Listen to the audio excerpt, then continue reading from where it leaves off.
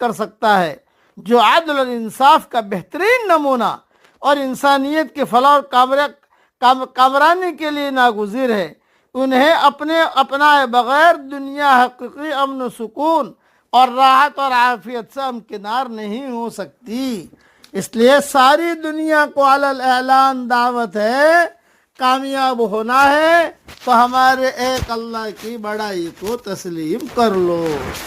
عرب میں یہودی قبائل آباد تھے، یہ وہ لوگ تھے جن کو یہ فخر تھا کہ ان کے پاس خدا کی مقدس کتاب ہے۔ ایسے لوگ ہمیشہ اپنے سے باہر کسی سچائی کو ماننے کے لیے سب سے زیادہ سخت ہوتے ہیں۔ ان کا یہ احساس کہ وہ سب سے بڑی سچائی کو لیے ہوئے ہیں، ان کے لیے کسی دوسرے کی طرف سے آنے والی سچائی کو قبول کرنے میں مانع ہو جاتا ہے۔ یہی حال یہود